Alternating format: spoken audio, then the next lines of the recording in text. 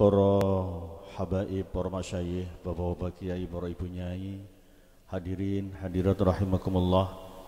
Salajengipun semoga kita dherekaken sesarengan mauidhatul hasanah ingkang badhe kawedhar dening panjenenganipun Habib Ubaidillah bin Idrus Al-Habsyi saking Surabaya, dipunlajengaken waosan donga ingkang sepisan dening panjenenganipun Habib Ubaidillah bin Idrus Al-Habsyi, lajeng dipun sambung doa kaping kalih panjenenganipun Hadratul Mukarram Romo Ki Haji Abdullah Habib Faqih lan panjenenganipun Hadratul Mukarram Romo Ki Haji Abdurrahman Faqih. Dumateng panjenenganipun Habib Ubaidillah bin Idrus Al-Habsyi kawula aturaken sumangga. Allahumma shalli ala sayyidina Muhammad.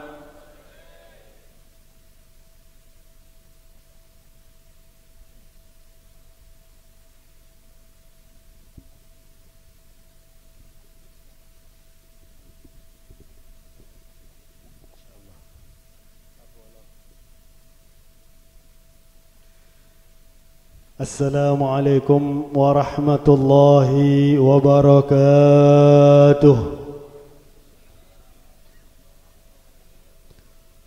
Alhamdulillahi ala ni'matil Islam wa kafa biha min ni'mah. Wa salatullahi wa salamuhu على سيدنا وحبيبنا وشفيعنا وقرة أعيننا ونور قلوبنا ومولانا محمد مفتاح باب رحمة الله عدد ما في علم الله صلاة وسلاما دائمين بدوام ملك الله وعلى آله وصحبه عدد كل ذرة ألف مرة. أما بعد, yang saya hormati para habaib, wabil khusus Al-Habib Abdurrahman As-Segaf, Al-Habib Muhammad Al-Jufri,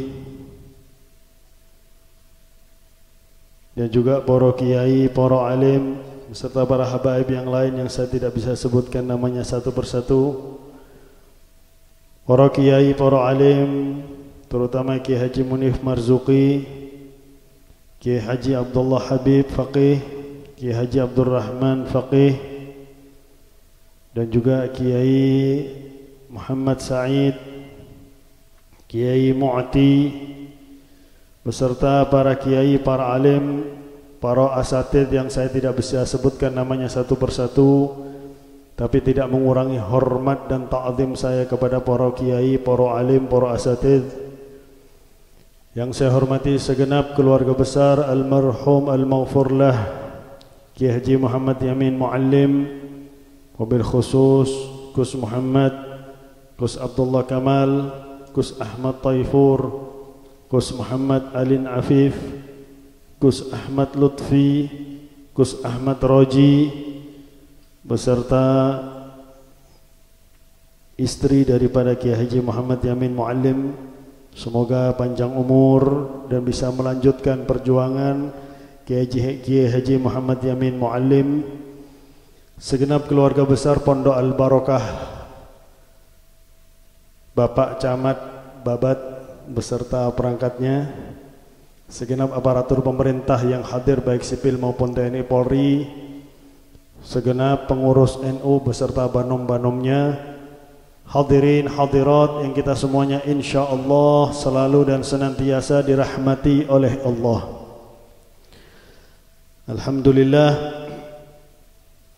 tiada kata yang lebih pantas untuk kita ucapkan kecuali selalu dan senantiasa memanjatkan puji dan syukur kehadirat Allah atas segala limpahan nikmat yang sungguh banyak, sungguh besar kepada kita, terutama atas nikmat iman, nikmat Islam, juga nikmat dijadikannya kita sebagai umat Nabi besar Muhammad sallallahu alaihi wa ala alihi wa sahbihi wa baraka wasallam.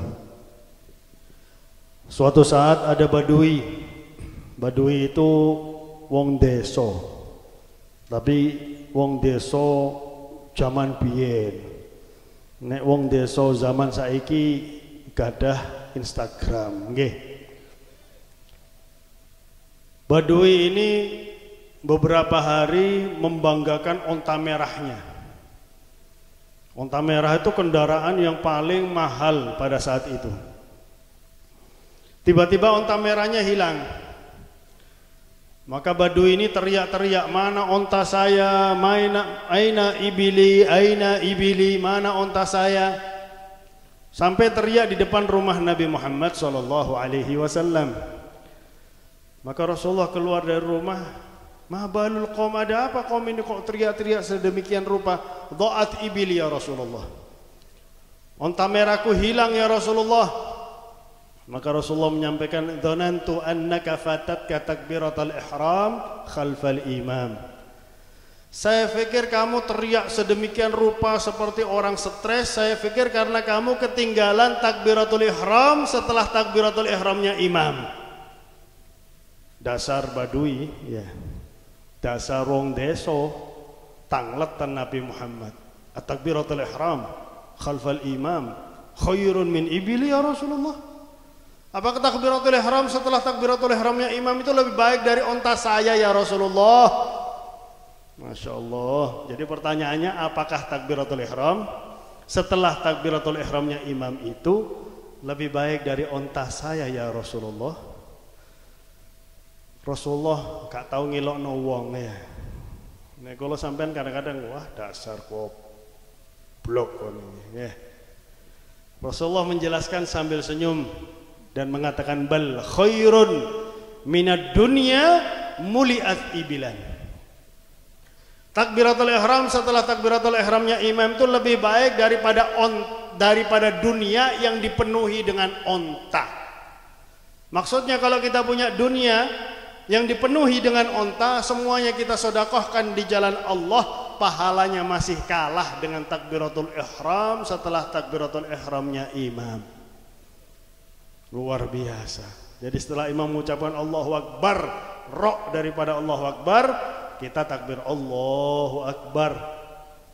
Jangan kalau imamnya lama Allah, wah kesuwen imam iki Allahu Akbar di sana aku. Ya titik makmum jenenge sampean ya. Makmum iku melok imam. Nah ini padahal baru sunnah. Lebih baik dari dunia seisinya. Bahkan dunia yang dipenuhi dengan onta. Bagaimana dengan yang wajib? Bagaimana dengan nikmat Islam yang luar biasa yang diberikan oleh Allah Subhanahu wa taala kepada kita? Alhamdulillah. Kemudian nikmat yang termulia setelah nikmatnya Islam, setelah nikmat Islam adalah nikmat ilmu. Nikmat mendapatkan ilmu.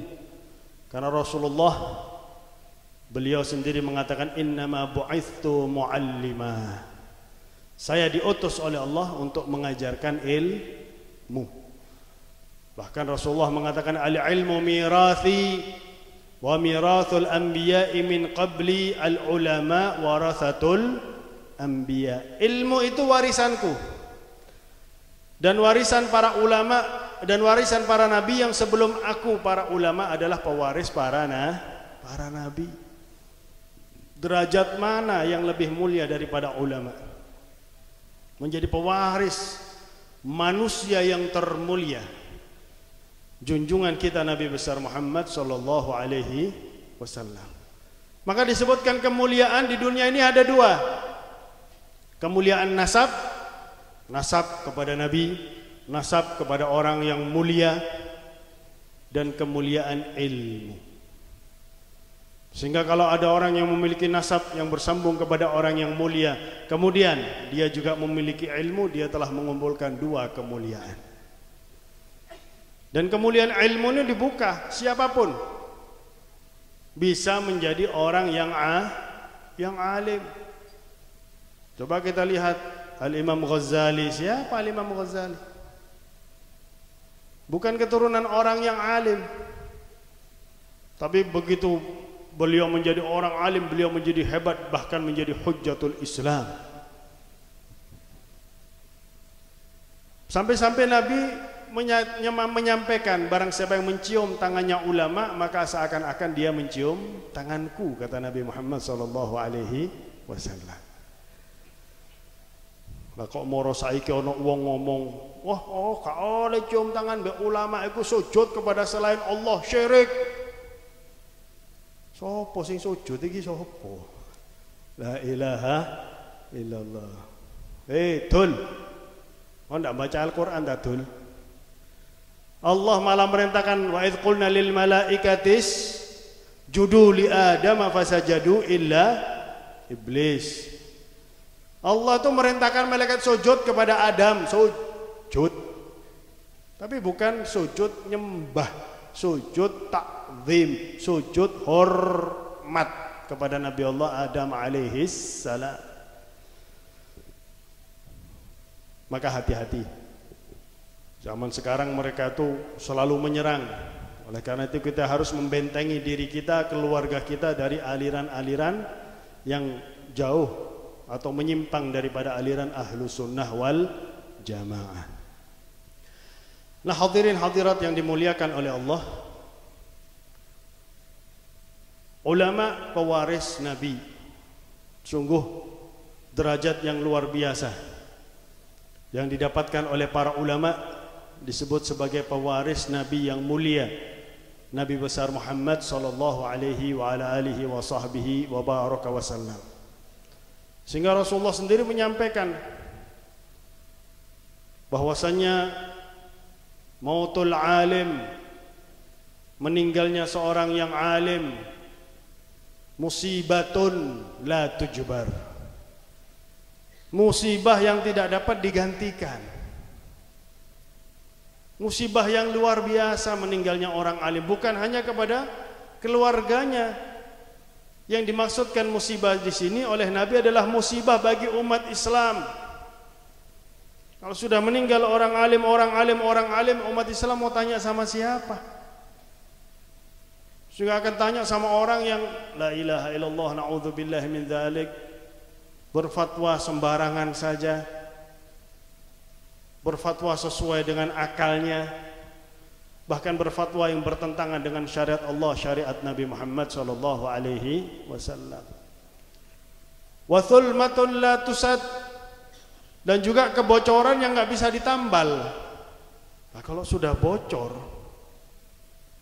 enggak bisa ditambal, ini kan berarti kerusakan yang hebat ini di kalangan umat. Dan untuk ini Al-Imam Ghazali menambahkan, tidak bisa digantikan kecuali oleh penggantinya, yang ulama sepertinya, yang bisa melanjutkan perjuangan ulama yang sudah meninggal dunia tersebut. Wa najmun tumis, kata Nabi Muhammad, bagaikan bintang yang redup. Coba kalau di langit bintang mulai redup semua, ya Allah, kegelapan luar biasa yang akan dialami oleh penghuni bumi kalau bintang satu persatu mulai redup. Dan bintang di situ yang dimaksudkan bintang bagi para umat Nabi Muhammad sallallahu alaihi wasallam. Bintang-bintang ini mulai redup, maka umat Nabi Muhammad, kita lihat sekarang bingung umat Nabi Muhammad. Sehingga begitu kena fitnah. Kalau dulu umat Nabi Muhammad ada fitnah seperti Markona ini, gampang. Para ulama masih banyak. Tapi begitu ada fitnah seperti ini dan para ulama sudah mulai, bintang-bintangnya sudah mulai redup, umat bingung. Umat simpang siur. Kekuatan Islam enggak ada. Indonesia ini paling banyak umatnya umat Islam, tapi enggak ada kekuatannya sama sekali. Bintang-bintangnya sudah redup. Bahkan mautu qabilatin aisara min mautil alim. Kematian satu suku itu lebih mudah bagi umat Nabi Muhammad daripada meninggalnya seorang yang alim. Musibah yang luar biasa,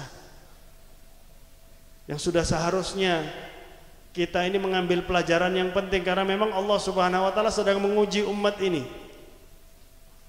Allah Subhanahu wa taala sedang menguji umat, satu persatu kekasihnya dipanggil oleh Allah Subhanahu wa taala. Maka umat sudah seharusnya mendatangi sisa yang ada, berpegangan teguh kepada para ulama. Katanya Nabi Muhammad, kun aliman au muta'allimah au mustami'ah au muhibba wala takun khamisan fatahlak.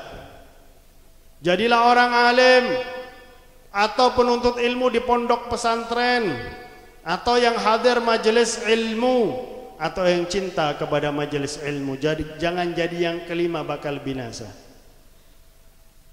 Ya Rasulullah, saya nggak bisa jadi orang alim, saya masih muda. Tuntut ilmu, belajar, masuk pondok pesantren. Jangan bingung mau jadi apa. Saya kalau masuk pondok saya jadi apa? Ya tetap jadi menungso. Kau no sampai metu pondok jadi kambing kau no. Tuh. Malah orang yang masuk pondok pesantren bisa dilihat hidupnya lebih berkah insyaallah. Ya Rasulullah, saya sudah kawin. Ya Rasulullah, sudah terlanjur kawin. Kesusu kawin ya Rasulullah. Gak iso mlebu pondok sakno bojoku nek aku mlebu pondok. Nggih, Pak. Sing wedok tambah maneh ya Rasulullah. Nek aku mlebu pondok kok bojoku kawin maneh ya Rasulullah. Jadi yang ketiga, mustami', menghadiri majelis ilmu. Ketika ada pengajian hadir. Apalagi pengajian mingguan hadir. Jangan sampai kita lepas dari majelis ilmu. Ya Rasulullah, terkadang saya sibuk, terkadang bisa hadir majelis ilmu, terkadang nggak bisa hadir. Jadi yang keempat, au muhibba, orang yang cinta kepada majelis ilmu. Begitu dia nggak bisa hadir, dia nyesel. Ya Allah, kenapa kok saya nggak bisa hadir? Ya Allah, kenapa kok hari ini banyak yang beli dagangan saya? Ya Allah, saya sibuk. Padahal aslinya seneng ya, dagangannya laris. Wala takun khamisan fatahlak. Jangan menjadi yang kelima bakal binasa. Siapa yang kelima? Ya, yang keluar dari empat ini, siapapun dia.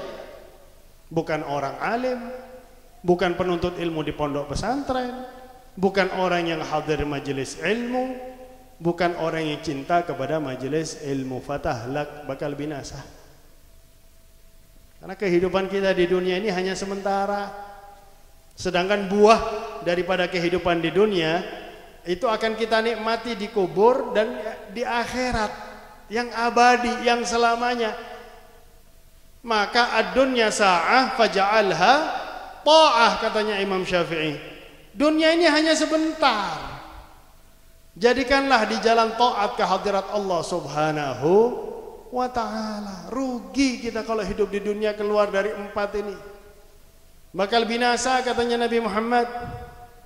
Kehidupannya dunianya enggak karu-karuan, hartanya enggak berkah, meskipun kaya enggak berkah. A'udzubillahi min dzalik. Punya anak 4, punya anak 3, punya anak 2, saknone duwe anak mek loro. Rasulullah tuh nganjurkan kita tazawwaju tanakahu takfuru. Menikah, punya banyak anak, katanya Nabi Muhammad. Fa inni mubahin bikumul umama yaumal qiyamah. Karena aku akan membanggakan kalian kelak di hari kiamat. Iki lho Pak Min teko Lamongan, anak itu 30. Aku ya Rasulullah, aku yang dua anak piro? Loro. Oh, antri paling pojok sampean. Dia anak loro kepengin dibanggakan Nabi Muhammad sallallahu alaihi wasallam. Kita punya anak meskipun cuma 2. Salah satunya kita masukkan ke pondok pesantren. Saya punya teman namanya Haji Ali Yudanto. Anaknya 3. 1 perempuan, yang kedua ini kembar, laki-laki dua-duanya, dan yang 1 sudah lulus kuliah, anak 2 kembar mondok di Langitan. Itu Haji Ali Yudanto tuh GM Ace Hardware se-Indonesia, General Manager Ace Hardware se-Indonesia. Saya sering ngisi Ace Hardware di Surabaya, jadi saya masuk mall Surabaya ngisi pengajian, tapi ya kate vaksin ya, apa ngisi pengajian kok satpamnya durung teko. Nah, Tapi saya sudah vaksin Pak, terus terang aja ya. Karena saya sering ke sana kemari. Nah, Haji Aliodanto tuh ngomong, saya punya anak mondok di Langitan baru 8 bulan. Waktu itu saya ngisi pengajian, beliau ada ngasih sambutan. Kelihatan bedanya anak yang kuliah, waktu itu anak yang wisuda itu masih kuliah, sama anak yang masuk pondok baru 8 bulan. Akhlaknya sudah beda. Orang tua tuh senang kalau anaknya masuk pondok pesantren. Ini yang kita harapkan ke depannya, karena ke depan fitnah lebih besar daripada corona ini akan datang. Sebab zaman ini zaman fitnah. Akhir zaman tambah banyak fitnah. Yang bisa menyelamatkan umat atau hamba Allah dari fitnah adalah ilmu. Maka kita harus bekali anak-anak kita dengan ilmu. Apalagi sekarang para ulama sudah mulai diambil oleh Allah Subhanahu wa ta'ala. Alhamdulillah pondok-pondok mereka masih ada, masih dilanjutkan oleh para keturunan-keturunan mereka. Kita masukkan anak-anak kita ke pondok pesantren. Jangan bingung masalah rezeki. Anak kulon jenengan, jangankan anak kulon jenengan saat derenge lahir masih ada di perut ibu 4 bulan sudah ditulis rezekinya sampai mati. Wis ono rezeki ini. Durung lahir rezeki ini wis ditulis. Sehingga katanya Nabi, tidak meninggal seseorang kecuali rezekinya sudah habis memang. Baru dia meninggal dunia. Kalau rezekinya masih ada nggak bakal meninggal dunia. Subhanallah. Nah, hadirin hadirat yang dimuliakan oleh Allah Subhanahu wa taala, apalagi ulama seperti beliau Ki Haji Abdullah Faqih. Saya sempat bertemu ketika guru kami Al Habib Umar berkunjung ke pondok pesantren Langitan, melihat bagaimana wibawanya beliau, tapi sederhana, luar biasa, dan manfaatnya sudah jelas, nggak usah diomongkan lagi manfaatnya. Dan juga yang betul-betul saya ketahui Ki Haji Muhammad Yamin Muallim, tawaduknya luar biasa. Saya sendiri malu dengan tawaduknya beliau. Prasangka baiknya, yang mana prasangka baik ini mulai hilang gara-gara corona ini. Kita kadang-kadang mencurigai saudara kita gara-gara corona. Ada saudara kita batuk aja sudah dijauhi virus ini. La ilaha illallah. Salaman sudah nak mau salaman kayak gini. Kan teman-teman salaman di sini. Maring ini sikut-sikutan salamannya. La ilaha, sudah dirubah. Syariat Nabi sudah dirubah. Maaf. Bukan saya ngilokno dokter, bukan saya ngilokno perawat ya. Dokter pelawat itu nggawe kelambi APD yo kena corona sih. Saya melebu. Padahal sudah dibilang virus nggak bakal masuk di baju yang seperti itu. Semuanya berlaku dengan izin Allah Subhanahu wa ta'ala. Tapi memang kita harus iqamatil asbab. Wa ja'alna min kulli syai'in sababa fa athba'a sababa. Kita pakai masker kalau kita ingin tidak kena corona, betul. Apalagi kalau ndelok sing kelambi soklat nak dalan ya. Kelambi masker supaya duwe gak metu sampean. Supaya selamat duwe nggih. Karena katanya Nabi Muhammad juga firra minal mazdzumi firaraka minal asad. Larilah dari orang yang terkena penyakit kusta sebagaimana engkau lari kalau dikejar-kejar singa. Jadi menjauh supaya tidak kena penyakit yang menular tersebut. Akan tetapi harus kita yakin bahwasanya segala sesuatu tidak akan berlaku di atas muka bumi kecuali dengan izin Allah Subhanahu wa ta'ala. Pedang nggak bisa memotong kepala Ismail. Api tidak bisa membakar Nabi Allah Ibrahim. Padahal api itu 40 hari 40 malam menyala-nyala. Dilempar terus kayu. Karena Nabi Allah Ibrahim dibakar di lembah. Tapi perintah Allah kuni bardan wasalaman ala Ibrahim. Perintah Allah kepada api. Makhluk Allah, ciptaan Allah Subhanahu wa ta'ala. Ini yakin kepada Allah. Yang mana yakin kepada Allah ini kebanyakan dimiliki oleh para ulama. Ada dulu seorang ulama yang bernama Ibn Syammal. Beliau hidup di Mesir. Ibn Syammal ini ulama besar, tokoh para ulama, pemimpin para ulama. Pada saat itu yang memimpin Mesir namanya Ibn Tulun. Ibn Tulun punya penasehat pemerintahan yang non muslim. Yang mana penasehat pemerintahan ini mengajukan suatu hukum yang bermanfaat bagi negara, tapi hukum ini bertentangan dengan syariat Islam. Contoh, memperbolehkan minuman keras. Betul. Manfaat, income, pemasukan bagi negara, tapi bertentangan dengan syariat Islam. Maka Ibn Tulun manggil para ulama, ayo kalian harus setuju dengan peraturan ini. Harus mengatakan boleh sesuatu yang haram demi agar ada pemasukan bagi negara. Mereka mengatakan kami semua percuma. Para ulamanya pinter, nek dadi ulama, nek gak pinter ya gak iso dadi ulama, betul. Ulama itu pinter-pinter. Kami ini kalau kami mengiyakan gak akan didengarkan sama umat Islam. Kami ini siapa? Coba engkau bujuk Ibnu Syammal. Suruh Ibnu Syammal menyetujui peraturan ini, maka semua umat Islam di Mesir akan ikut. Oh iya, panggil Ibnu Syammal, panggil. Dikasih tahu peraturannya, Ibnu Syammal mengatakan minta maaf, ini bertentangan dengan syariat Allah. Saya nggak bisa mengatakan memperbolehkan, saya nggak bisa. Maka pembisik ini, penasehat raja ini mengatakan coba penjara aja. Mungkin kalau dia di penjara dia apa namanya itu? Ya istilahnya bisa ngikuti apa yang diinginkan oleh kamu. Di penjara berhari-hari nggak berubah. Maaf, nggak bisa saya. Nggak dikasih makan. Oh, memang katanya beliau, saya ini lebih senang puasa daripada makan. Subhanallah. Ulama dilawan gak iso, betul.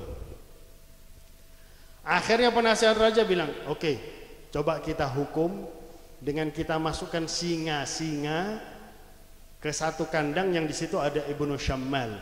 Dan singa ini jangan kita kasih makan selama 3 hari. Singa gak makan tulung dino. Terus Ibnu Syammal ditaruh di kurungan itu, singanya dilepas. Disuruh ngundang para ulama-ulama, diundang, orang-orang Islam yang lain diundang, katanya penasehat raja ini supaya mereka ini tahu ini akibatnya kalau melawan raja, kalau melawan pemimpin. Oh, singa-singa lihat Ibnu Syammal dari jauh, wah lari kenceng ingin rekam, tapi ketika sampai depannya Ibnu Syammal, singa ini semuanya lulut, nunduk, merunduk. Bahkan mereka menjilati darah yang ada di kaki Ibnu Syammal. Ketika mereka mulai menjilati darah di kaki Ibnu Syammal, pucat Ibnu Syammal. Ketika singa itu lari ingin menerkamnya, tenang aja Ibnu Syammal, karena yakin dengan Allah Subhanahu wa ta'ala. Yakin kalau aku mati dimakan sama singa, ya berarti memang sudah takdirnya. Nabi Allah Yahya aja digergaji sama umatnya, masuk pohon digergaji dari atas sampai jadi 2. Ketika gergaji itu sampai di kepala Nabi Allah Yahya mengatakan aduh, langsung ditegur sama Allah, ngaduh lagi, kamu katakan aduh lagi, saya cabut pangkat kenabian. Gak wani ngaduh mana, wis menang tok wis.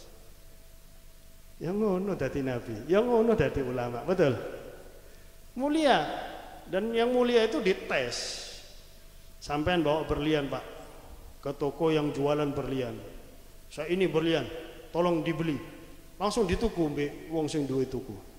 Dites dhisik. Iki berlian apa neker iki? Moro-moro neker sampean pecah-pecah sampean ngomong berlian. Maka para ulama yang lain, oh itu begitu melihat singa tunduk, itu pemimpin langsung merasa bersalah. Keluarkan Ibnu Syammal, dikeluarkan, minta maaf dia. Minta maaf. Enggak apa-apa. Para ulama yang lain tanya, Ibnu Syammal, tadi ketika singa-singa mau menerkam kamu tenang aja. Tapi ketika singa mulai menjilat kaki kamu, kok kamu takut, pucat? Takut dimakan singa ya kaki kamu? Oh bukan. Yang membuat saya pucat, saya bingung. Ini air liur singa ini hukumnya najis apa enggak? Itu yang membuat saya pucat. Gak wedi dipangan singa, wedi Ambil idune singa. Iki najis apa ndak ya? Itu saya bingung di situ, membuat saya pucat. Aduh, kalau najis pas najisimu kolabo, lak soro katanya ya. Subhanallah. Memang yang namanya ulama dari dulu. Ada yang namanya kriminalisasi itu dari dulu. Tapi bagaimana sikap para ulama? Mereka tenang. Mereka yakin kepada Allah Subhanahu wa taala. Bahkan Imam Ahmad bin Hanbal ketika diperintah oleh Ma'mun itu saudaranya khalifah, untuk menyatakan Al-Quran adalah kalam Allah, Al-Quran adalah makhluk. Maka Imam Ahmad bin Hanbal mengatakan, saya nggak berani, Al-Quran kalam Allah bukan makhluk. Dipecut sampai kalau bahasa Jawanya mbelur, kalau bahasa Indonesianya apa mbelur itu? Jaler ya. Indonesia yang paling dalam itu ya, belur, membekas, luka. Ketika diobati sama santrinya, yang keluar bukan aduh, yang keluar Allah maghfir li Ma'mun, Allah maghfir li Ma'mun, Allah maghfir li Ma'mun. Setiap kesakitan yang beliau rasakan, ya Allah ampunilah dosanya Ma'mun. Maka santri-santrinya bilang, wahai imam, Ma'mun itu yang nyuruh kamu dicambuk, kok kamu malah mendoakan agar dosanya diampuni oleh Allah Subhanahu wa taala. Iya, Ma'mun itu adalah keturunan Sayyidina Abbas, paman Nabi Muhammad sallallahu alaihi wasallam, termasuk ahlul bait. Saya enggak berani mendoakan ahlul bait dengan doa yang enggak baik. Malu saya menghadap Nabi Muhammad sallallahu alaihi wasallam kelak di hari kiamat. Ini luar biasa para ulama-ulama kita. Dan enggak pernah nyuruh santri-santrinya untuk ayo lawan, ini zalim dan lain sebagainya. Enggak, didoakan. Bahkan Imam Suyuti beliau mengatakan, kalau saya punya satu doa yang dikabulkan oleh Allah Subhanahu wa taala, saya akan doakan hidayah bagi para pemimpin supaya mendapatkan hidayah dari Allah Subhanahu wa taala. Kembali kepada masalah ilmu, Sayyidina Ali bin Abi Thalib ditanya 18 pertanyaan, pertanyaannya sama, jawabannya berbeda. Apa yang lebih afdal, ilmu atau harta? Sayyidina Ali mengatakan al-ilmu afdalu minal mal. Ilmu itu lebih afdal, lebih utama daripada harta. Satu saja yang saya bahas di sini. Al-ilmu yahrusuka wal malu anta tahrusuhu. Ilmu itu menjagamu, sedangkan harta kamu yang menjaga harta. Coba kita lihat tukang becak, kalau tidur di jalan enak tuh. Ono truk lewat gak keroso. Tapi coba kalau orang kaya tidur di rumahnya, ada bunyi kretek, langsung bangun, maling ini. Menjaga hartanya, eman sama hartanya. Tapi kalau ilmu, katanya Sayyidina Ali, ilmu ya harus ilmu yang menjagamu. Yang pertama, ilmu menjaga kita jelas tetap menjalankan taat kepada Allah Subhanahu wa taala. Kalau sudah punya ilmu, innama yakhsyallaha min ibadihil ulama'u, yang paling takut kepada Allah itu para ulama. Tambah ilmu, al-ilmu khasyah kulluh yu'rafu bidzaka ahluh. Ilmu itu semuanya takut kepada Allah Subhanahu wa taala. Ketahuan orang yang memiliki ilmu, ketahuan takutnya kepada Allah Subhanahu wa taala. Tidak mempermainkan nama Allah, tidak mempermainkan syariat Allah, mengagungkan Allah, mengagungkan Rasulullah, mengagungkan syariat Allah, mengagungkan syariat Rasulullah, mengagungkan yang diagungkan oleh Allah Subhanahu wa taala. Dengan ilmu orang akan menjaga taat karena tahu ini perintah Allah bagi saya dan harus dilakukan sebagai seorang hamba yang ingin menjaga hubungan baik dengan Allah Subhanahu wa ta'ala. Kalau kita menjalankan taat, Allah Subhanahu wa ta'ala akan senang kepada kita. Allah Subhanahu wa ta'ala akan cinta, akan lebih perhatian.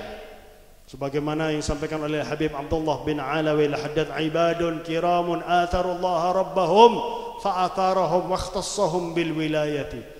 Hamba-hamba Allah yang mulia yang mana mereka lebih mengutamakan Allah Subhanahu wa ta'ala, maka mereka lebih diutamakan oleh Allah dari hamba Allah yang lain. Bahkan mereka diberi wilayah, diberi kekuasaan oleh Allah, diangkat menjadi wali-wali Allah Subhanahu wa taala. Sebagaimana dikatakan Imam Syafi'i, kalau bukan karena ulama, Allah tuh enggak punya wali. Wali itu dari ulama. Mattakhadallahu waliyan jahula. Enggak mungkin wali itu wong goblok, enggak mungkin. Walau ittakhadahu, kalau Allah mengangkat wali dari golongan orang yang enggak memiliki ilmu, langsung dikasih ilmu oleh Allah. Ilmu ladunni dari Allah Subhanahu wa taala. Itu ada ceritanya, ada orang punya husnudzon seperti ini, Ki Haji Amin ini, Masya Allah, husnudzonnya luar biasa. Orang ini punya husnudzon mendengar di satu desa ada wali, maka dia pergi ke wali ini hanya untuk menuntut ilmu. Saya ingin menuntut ilmu kepada kamu wahai wali, padahal ini bukan wali, ngaku wali. Zaman saiki kata anak Indonesia, wah kata ono sing ngaku wali, ono sing ngaku Habib, betul, ono sing ngaku Jibril wong wedok. Tapi ono nak Tuban wong KTP ini jenenge Tuhan. La ilaha illallah. Akeh sing ngaku nggih. Padahal ini bukan wali, dia ngaku wali hanya ingin mengambil kesempatan dalam kesempitan. Wah, mumpung iki. Mumpung arek iki percaya. Kamu tidak akan saya terima untuk belajar sama saya kecuali kamu kerjakan kebun saya selama setahun. Gratis. Lumayan. Setelah setahun datang, sudah, wahai wali, sudah saya kerjakan kebun kamu selama, tambah lagi setahun. Mau belajar enggak? Nggih, siap. Sudah selesai, sudah, tambah lagi 1 tahun. Rasulullah kan sunnahnya telu katanya, ya. Sunnahnya telu. Nek masalah ini pinter ya. Sudah selesai tahun ketiga, subhanallah. Di penghujung tahun ketiga ada seorang waliullah meninggal dunia. Dan waliullah ini sifatnya memiliki prasangka baik kepada hamba Allah Subhanahu wa taala. Maka para wali yang lain sepakat, ini orang selama 3 tahun kerja diperalat oleh orang yang ngaku wali karena husnudzonnya yang luar biasa. Ayo kita mohon kepada Allah agar dia diangkat sebagai penggantinya. Diangkat jadi wali gara-gara husnudzon. Begitu dia jadi wali, dia tahu sing ngaku wali ku titik wali. Karena ma ya'riful wali illal wali. Tidak ada yang mengetahui seorang itu waliullah kecuali dia adalah seorang waliullah. Ketika masa hidup, wali itu enggak diketahui kewaliannya. Seperti Kiai Nawawi Sudogiri itu enggak diketahui kewaliannya ketika masih hidup. Ketika sudah meninggal dunia baru ada cerita dari orang yang langsung berangkat dengan beliau di bandara. Yang mana di bandara Juanda beliau merokok. Kan gak boleh ngerokok di ruang tunggu yang ber-AC. Langsung security bandara tuh datang, mau ngelarang. Yang ngomong ini Gus Tajul, anaknya Kiai Utsman yang di Probolinggo. Dia ngomong, saya yang ngelarang, Beb. Gini, Pak security, sampai berdiri di belakangnya Kiai Nawawi, berdiri di belakangnya persis. Tercium enggak bau rokoknya itu? Berdiri sampai habis rokoknya, enggak tercium sama sekali. Subhanallah. Ojo sampean praktek, Pak. Mau sampean praktek diseret sampean be security sampean.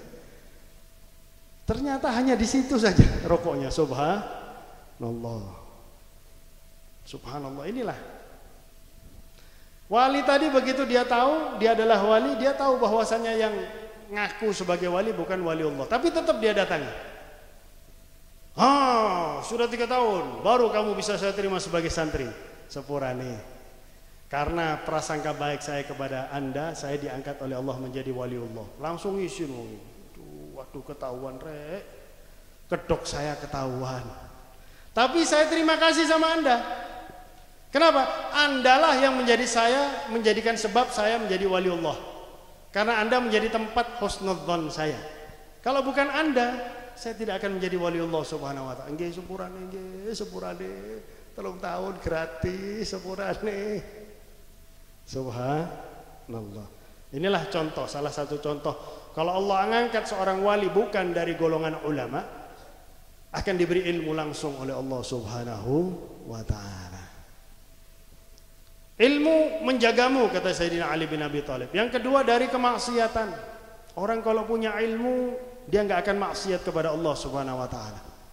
Takut, ya Allah kalau pas saya maksiat, saya mati bagaimana? Karena kadang-kadang kemaksiatan bukan karena niat sang pelaku, tapi juga karena ada kesempatan. Waspadalah, waspadalah. Saya mau hadir hall Ki Haji Yamin Muallim. Tiba-tiba di parkiran ada sepeda motor, sak kunci ini, sak STNK ini, sak BPKB ini. Langsung orang ini husnudzon, oh paling api sodako ini.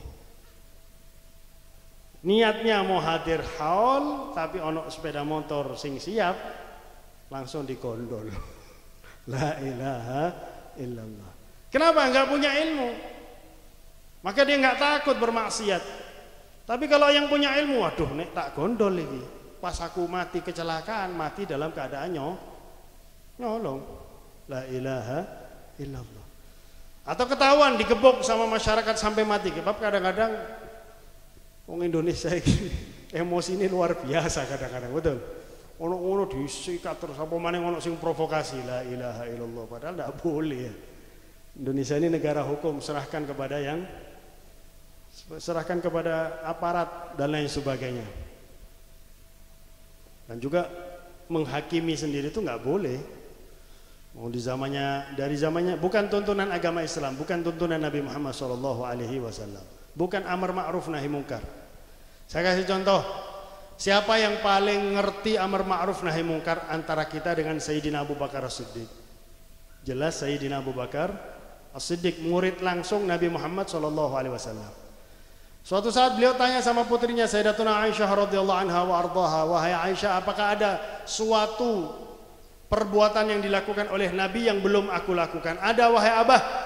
Nabi itu kalau ada rezeki, dia pergi ke ujung jalan, dia suapi pengemis Yahudi buta di ujung jalan. Dia ambil roti, pergi ke ujung jalan, ada 3 pengemis, 2 normal, 1 buta. Yang membuat Sayyidina Abu Bakar agak ragu, yang buta ini mulutnya tidak henti-hentinya mencaci maki Nabi Muhammad SAW. Iki wis Yahudi ngemis nang Medina,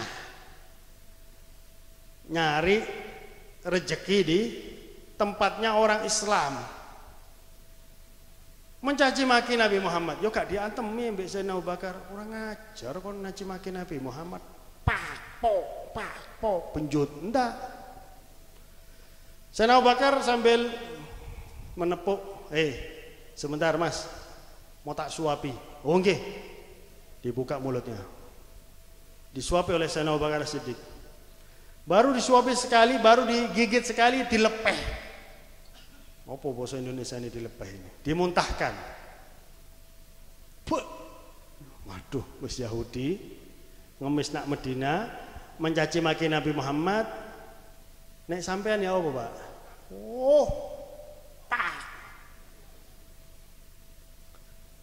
Kenapa kamu lepehkan?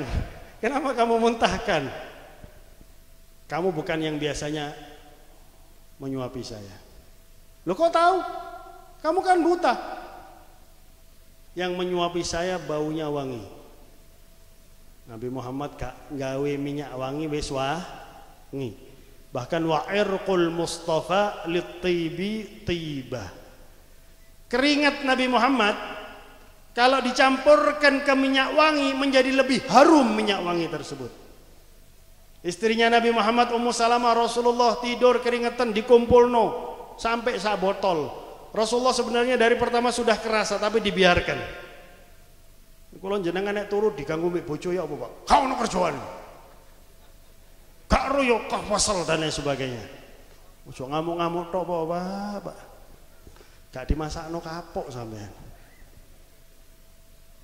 Sampai terkumpul 1 botol. Wahai Ummu Salamah, buat apa keringat saya? Saya akan pakai menjadi minyak wangi saya ya Rasulullah. Keringat Nabi tadi minyak Coba keringat sampean, Pak. Kayak no bojone sampean, Pak. Nek gak girap-girap bojo sampean. La ilaha illallah. Gara-gara keringat kula jenengan iki sing jenenge sabun laku kabeh. Nggih. Dan aku akan usapkan kepada anak-anak supaya mendapatkan berkahmu. Inilah yang menyuapi saya baunya wangi. Yang kedua, sebelum menyuapi saya, itu makanan dilembutkan terlebih dahulu, baru disuapkan kepada saya. Tahukah kamu siapa yang biasa menyuapi kamu? Enggak tahu siapa. Yang kamu caci maki tiap hari. Nangis Yahudi. Iki lo jenenge amar ma'ruf nahi mungkar.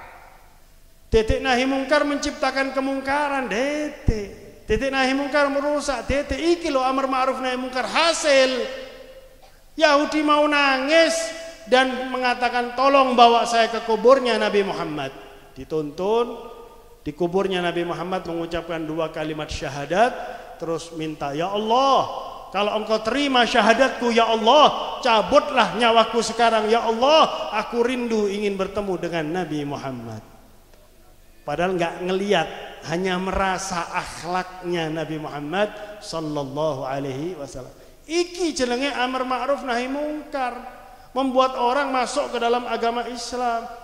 Dadi ono sing menghina Nabi nak bali mlebu penjara diwantemi tambah benci wong iku. Metu menghina Nabi mana wong iku? La ilaha illallah, itu bukan akhlak Islam, bukan tuntunan Nabi Muhammad sallallahu alaihi wasallam. Nah, hadirin hadirat yang dimuliakan oleh Allah, ilmu akan menjaga kita juga dari fitnah. Orang yang punya ilmu dia akan yakin kepada Allah. Dia memiliki keyakinan yang sangat kuat dengan Allah. Tidak akan ada sesuatu yang berlaku di atas muka bumi kecuali dengan ketentuan Allah Subhanahu wa ta'ala. Kalau orang punya ilmu, dia tenang saja. Dia yakin rezeki sudah ditentukan oleh Allah. Walladzi li ghairik lam yasil ilaik, katanya Habib Abdullah bin Ala al-Haddad. Rezeki untuk orang lain gak bakal sampai kepada kamu. Wis tak contohno tadi malam saya sendiri nih. Ada orang jual sepeda motor. Nggak taunya jualnya murah. Setelah dibeli sama kawan saya baru saya nyesel. Oh kok gak tak tuku sepeda motor lagi. Terjadi sama saya sendiri. Subhanallah, barulah saya, ya Allah betul ini rezekinya orang. Nggak bakal sampai kepada saya. Padahal yang jual sepeda motor kawan saya. Minta, Beb, ada nggak temannya Habib yang mau beli sepeda motor? Oh ada, tetangga saya sendiri. Memang makelar sepeda motor. Nggak taunya nawarkan murah, ditawar 200.000 kurang 200.000. Oke, nggak apa-apa, buat ongkos untuk kembali ke Samarinda katanya. Subhanallah, titik rezeki gue, subhanallah. Ini kita harus yakin. Orang yang punya ilmu tambah yakin kepada Allah Subhanahu wa ta'ala. Makanya orang yang punya ilmu selamat dari fitnah apapun. Masih jenenge selamat gak duwe ilmu gak selamat. Betul. Masih jenenge titik selamat duwe ilmu selamat. Yang penting ilmu yang akan membentengi kita dari segala sesuatu. Gak akan mudah tertipu sama apapun ilmu itu. Orang yang punya ilmu gak akan mudah tertipu. Seperti contoh Syekh Abdul Qadir Al-Jailani. Umur 18 tahun ketika beliau pertama kali menjadi wali, didatangi oleh iblis dalam wujud cahaya. Ya Abdul Qadir, inni anallah, ataituka kama ataitu Musa, faqad asqattu ankal faraid. Ya Abdul Qadir, aku adalah Allah. Iblis ngaku Allah dalam mimpi Abdul Qadir Al-Jailani. Aku datang kepada kamu sebagaimana datang kepada Musa. Aku telah membebaskan kamu dari sholat wajib. Coba kalau orang tidak punya ilmu, wah, alhamdulillah ini bebas aku. Terus gak usah sholat mana wis. Syekh Abdul Qadir Al-Jailani jawab dalam mimpi, kadzabta ya aduwallah, lam tusqat ala Muhammadin wa kaifa tusqat alayya, lam tusqat ala Muhammada wa kaifa tusqat alayya. Sungguh bohong kamu wahai musuh Allah, salat itu enggak dibebaskan kepada Nabi Muhammad, bagaimana bisa dibebaskan kepada aku? Saiki nak Surabaya nak sing ngaku makrifat wis gak salat. Aku sampai makrifat, Beb. Wis gak perlu salat maneh, Beb. Oh ya sakarep mengkon makrifat setan kon niku. Titik makrifat bilang ngumpul mbek setan kon niku. Nauzubillahi min dzalik. Ini bahaya. Coba kita lihat Barsisah, ahli ibadah di kalangan Bani Israil wis setengah papat. Nah, aku salat zuhur asar sampean durung salat asar. Hari ini insyaallah buka nggih. Nah, terakhir iki Barsisah. Ahli ibadah enggak punya ilmu, 200 tahun ibadah kepada Allah. Nah, yang namanya setan itu enggak pernah berhenti. Syekh Abdul Qadir Jailani aja berkali-kali digoda oleh setan, enggak terpengaruh. Maka jangan pernah kita selamat dari tipu daya setan. Orang yang merasa selamat dari tipu daya setan, ketahuilah dia sedang ditipu oleh setan. Barsiso didatangi oleh setan dalam wujud manusia, sholat terus gak turu-turu. Barsiso ngomong, aku yo ahli ibadah tapi yo turu. Setan gak mangan-mangan. Memang jenenge setan gak mangan, betul. Ditanya sama Barsiso, kamu kok bisa ibadah hebat seperti ini? Oh iya, saya bisa ibadah hebat seperti ini karena saya pernah maksiat. Oh iya. Tobat dari maksiatlah yang membuat saya semangat ibadah kepada Allah, katanya setan. Oke, kemaksiatan apa yang bisa saya lakukan? Membunuh. Wah, nggak mungkin saya membunuh. Berzina. Wah, nggak mungkin saya berzina. Katanya setan, wes sing paling ringan. Ngombe. Minum minuman keras. Aku nek ceramah lungguh praktek iki. Ceramah ngadeg gak iso praktek. Tapi sing diombe wedang jahe, nggih. Minum minuman keras. Waduh. Aku kalau beli minuman keras kan ketahuan aku ini tokoh, ahli ibadah terkenal. Oh, sudah tenang, saya sudah survei, katanya setan. Ada warung minuman keras yang sepi pinggir hutan. Ayo coba ke sana dulu. Lihat dulu, katanya setan. Kalau memang gak ada orang baru kamu minum. Oke.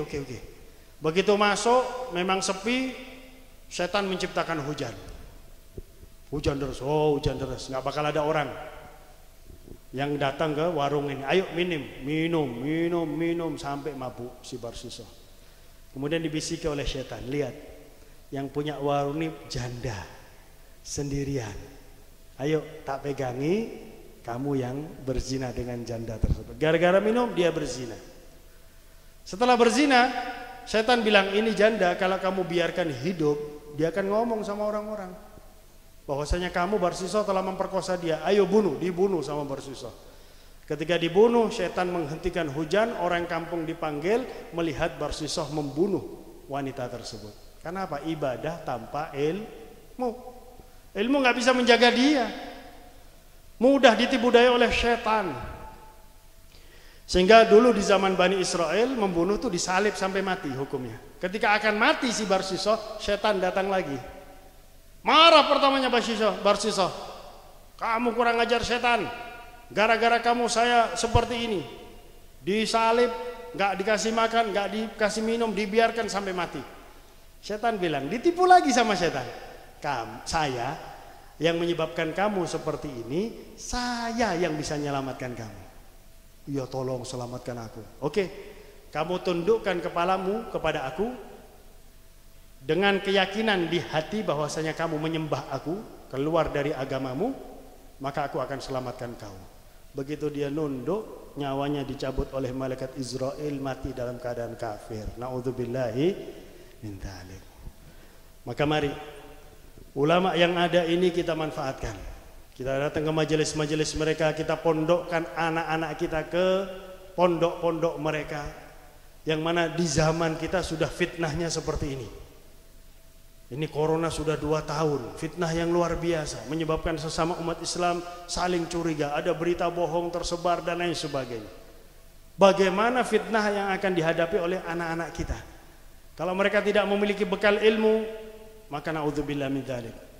Apa yang akan dihadapi oleh putra-putri kita? Fatahlak akan binasa, kata Nabi Muhammad SAW. Semoga dengan berkat acara di siang menjelang sore ini, semua dosa kita, semua dosa orang yang kita cintai, terutama dosa yang diperingati haulnya Ki Haji Abdullah Faqih, Ki Haji Muhammad Yamin Muallim, diampuni oleh Allah Subhanahu wa taala. Semoga kita dan orang kita cintai yang masih hidup diberi taufik dan hidayah oleh Allah, sehingga kita dan mereka cinta taat, benci maksiat, sehingga kita dan mereka menjadi salah satu dari 4 golongan yang disebut oleh Nabi Muhammad SAW. Kita mohon kepada Allah semoga kita dan semua orang yang kita cintai, terutama semua keluarga besar almarhum al-maghfurlah Ki Haji Abdullah Faqih dan semua keluarga besar almarhum al-maghfurlah Ki Haji Muhammad Yamin Muallim, dikabulkan hajatnya oleh Allah, dimudahkan urusannya oleh Allah, diberi rezeki yang banyak, yang halal, yang barakah oleh Allah, dijaga dari keburukan zaman dan keburukan orang-orang di zaman ini, dijaga oleh Allah dari segala macam fitnah, dijaga oleh Allah Subhanahu wa taala dari segala macam keburukan, dipanjangkan umurnya di jalan taat kepada Allah, taat kepada Nabi Muhammad dalam keadaan sehat walafiat, dan kalau sudah sampai ajalnya, kita dan orang yang kita cintai dicabut nyawanya oleh Allah dalam keadaan husnul khatimah. Ya Allah biha, ya Allah biha, ya Allah bihusnil khatimah, ya Allah.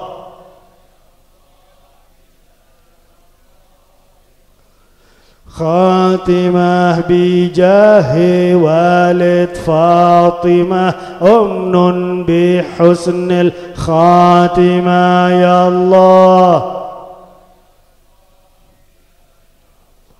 bihusnil khatimah, ya Allah. Terimalah apa yang telah kami lakukan dan yang telah dilakukan oleh keluarga almarhumain, dan kami hadiahkan pahalanya ya Allah kepada almarhumain dan keluarga kami yang sudah meninggal dunia ya Allah. Jadikanlah kuburan mereka sebagai taman surga ya Allah. Terangilah kuburan mereka ya Allah, lapangkanlah kuburan mereka ya Allah, berikanlah kepada mereka nikmat kubur birahmatik ya arhamar rahimin, ya arhamar rahimin, ya arhamar rahimin. Dan kelak di hari kiamat bangkitkanlah kami dan orang yang kami cintai, wajah, tangan, rambut, kepala, kaki bercahaya ya Allah, sehingga diakui sebagai umat oleh Nabi Muhammad, memandang wajah Nabi Muhammad, mencium tangan Nabi Muhammad, dekat dengan Nabi Muhammad, berdiri di safnya Nabi Muhammad, berdiri di bawah bendera Nabi Muhammad, masuk ke surgamu ya Allah bersama Nabi besar Muhammad sallallahu alaihi wa ala alihi wa sahbihi wa barak wasallam. Rabbi faj'al mujtama'ana ghayatu husnul khitami wa atina ma qad sa'alna min atayakal jisami wakrimil arwaha minna ya Allah, wakrimil arwaha minna ya Rabb بلقاء خير الأنام وابلغ المختار عنا من صلاة وسلام وصلى الله على سيدنا محمد وعلى آله وصحبه وبارك وسلم والحمد لله رب العالمين والعفو منكم ثم السلام عليكم ورحمة الله وبركاته. Para rawuh hadirin kami mulya, bekatan maudhatul hasanah ugi doa saderengipun doa ingkang kaping kalih mangke para habaib, para masyayikh dipun aturi ramah tamah wonten ing dalem nggih menika dalemipun Romo Kiai Haji Muhammad Yamin Muallim. Para tamu undangan dipun suwun boten bibar rumiyin badhe dipun aturi daharan talaman 66 nggih. Salajengipun sumangga kita dherekaken doa ingkang kaping kalih panjenenganipun Hadratul Karam Romo Kiai Haji Abdullah Habib Faqih lan ingkang terakhir panjenenganipun Romo Kiai Haji Abdurrahman Faqih. Sumangga.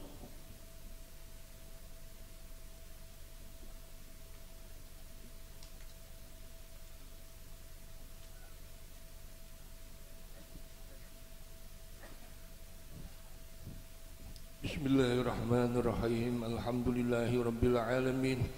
Wassalatu wassalamu ala asyrafil mursalin Sayyidina Muhammad wa ala alihi wa sahbihi ajma'in. Walhamdulillahi rabbil alamin. Allahumma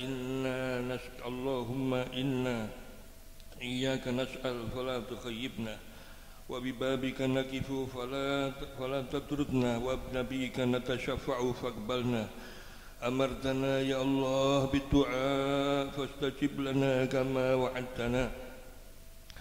Allahumma ta'abbadtana bidu'a wal amru kulluhu biyadik fanas'aluka ya Allah as-sidqa fil qiyami bi hadha talab wa imtithali hadha du'a.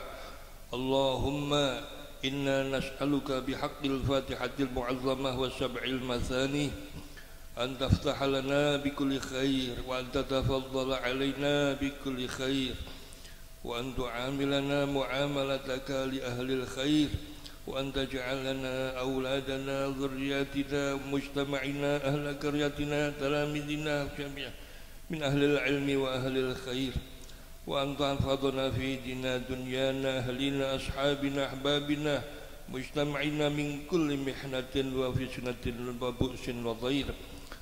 اللهم إنا نسألك العفو والعافية في الدنيا والآخرة. اللهم إنا نسألك علما نافعا وعملا متقبلا ورزقا واسعا حلالا طيبا وولدا صالحا مصلحا بارا مطيعا شفاء كان عمرا طويلا مباركا معافى مع الصحة تامة والعافية دائمة مصروفة لوجوه الخيرات والطاعات والعبادة. اللهم تقبل وأوصل بما قرأنا وما هللنا سبحنا واستغفرنا وما استعملتنا وما وفقتنا وما أنفقنا وما تصدقنا وما اجتمعنا في هذا المجلس الكريم. تقبل يا الله وأوصل مثل ثواب ذلك كله إلى حضرة نبيك المصطفى محمد صلى الله عليه وآله وصحبه وسلم وآله أصحابه أزواجه وذريته وجميع آباء أمهات إخوانهم الأنبياء المرسلين وجميع أوليائك وإلى جميع ساداتنا آل بعل المهاجر الله حمد بن الشافعي المقدم محمد بن علي البعلوي سيدنا عبد الرحمن السكاف سيدنا عبد الله العجل سيدنا أبا بكر سالم سيدنا عمر العطار سيدنا شعلي بن عبد الله بن حبيب عبد الله حبيب عبد الله علي محمد أحد حبيب عبد الله بن علي محمد الحداد حبيب علي بن محمد حسين الحبشي وحبيب أبو بكر بن محمد بن أبي بكر بن عبد الله بن طال بن حسين بن عبد الرحمن العطاس. الله إلى جميع آبائنا وأمهاتنا وأخواتنا وأخواتنا خصوصا أرواح من اجتمعنا هنا بسببه حضرة روحي بكي نور بكي صالح بكي خازن بكي عبد الهادي بكي رافعي بكي حمد مرزوقي ووالدي عبد الله فقيه وخصوصا يا الله إلى حضرة روحي عبدك المرحوم من اجتمعنا هنا بسبب أجله عبدك المرحوم كياي يامين معلم. اللهم اغفر له وارحمه وعافه واعف عنه. اللهم اغفر لهم وارحمهم وعافهم واعف عنهم واجعل ذلك يا الله نورا يتلألأ ويسعى بين أيديهم. اجعل ذلك يا الله في ميزان حسناتهم ضعف حسناتهم كفر سيئاتهم. اللهم إنا نسألك يا الله أن تجعلنا نسألك يا الله تدع لنا في مقامنا هذا ذنبا إلا غفرته ولا عيبا إلا سترته ولا هما إلا فرجته ولا مرضا إلا شفيته ولا حاجة من حوائج الدين والدنيا والآخرة إلا قضيتها يا رب العالمين. سلمنا والمسلمين وعافنا والمسلمين واعف عنا وعن المسلمين وقنا وإياهم شر مصائب الدنيا والدين. اللهم إنا نسألك ما سألك سيدنا محمد وعبادك الصالحون ونعوذ بك استعاذك سيدنا محمد وعبادك الصالحون. ربنا تقبل منا إنك أنت السميع العليم وتب علينا إنك أنت التواب الرحيم. ربنا آتنا في الدنيا حسنة وفي الآخرة حسنة وقنا عذاب النار. وصلى الله على سيدنا محمد وعلى آله وصحبه وسلم والحمد لله رب العالمين. وإلى حضرة النبي المصطفى الفاتحة.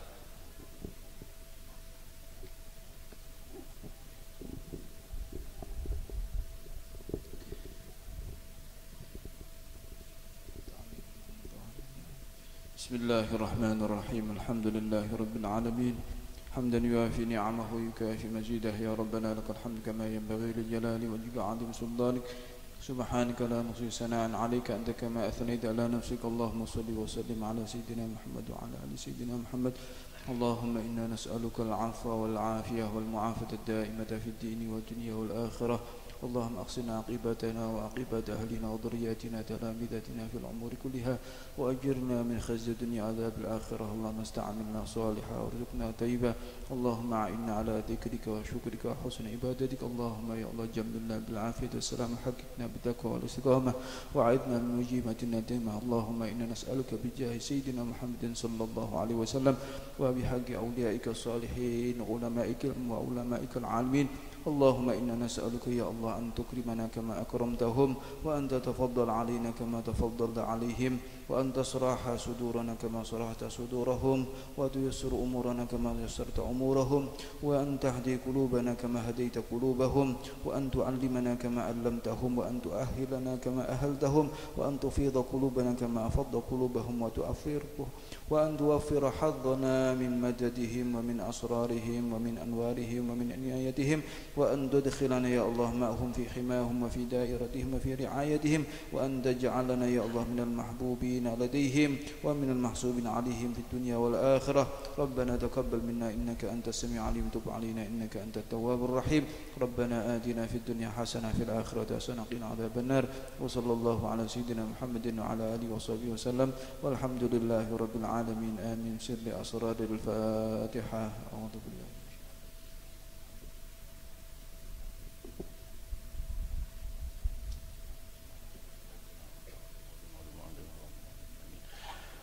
Mekaten para rawuh doa kula panjenengan sedaya mugia dipun ijabah dening Gusti Allah kanthi ridhanipun nyumrambahi dhateng kula panjenengan sedaya ingkang sami rawuh. Amin ya rabbal alamin.